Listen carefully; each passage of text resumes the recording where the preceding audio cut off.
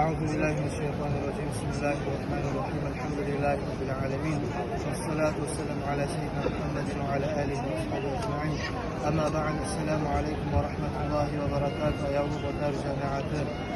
Allahu Teala bu sili Ramazan ayına silukan alma bari bizge nasip etsin ya Allah.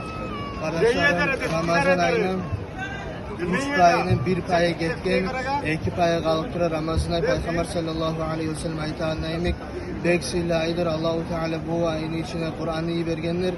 1-2-3 eskermişsin bu Ramazan ayı silukanı hakkında. Birincisi Peygamber sallallahu aleyhi ve sellem ayetine kim Ramazan ayında oruza tutsa Allahu Teala şunun bär günahını geçecek diyen. Başka hadisine Peygamber sallallahu aleyhi ve sellem ayetine İslam dinini bağanaların sanayı turup şu an birisi oruza tutmaktır. Kardeşlerim, Ramazan ayının orucasını bir gün orucanı kutkarıp koysa adam huzursuz sağ yılını uzağına tutsa da ya ömrünü uzağına tutsa da şunu sililiğin kaytarıp olmaydır adam. O seyalı şunu orucaların kutkarmağız. Daha da birisi Ramazan ayının içine has bolgan teravih namazları vardır.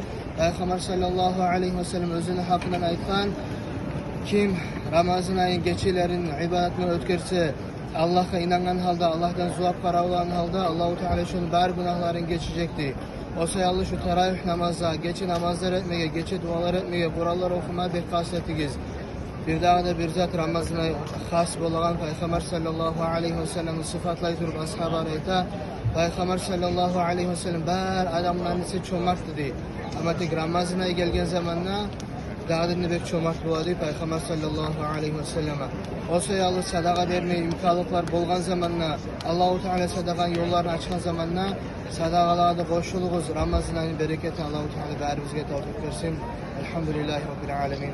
Bu siliyelliğe girmeyi de Allahu Teala bari bizge de daha tevfik versin.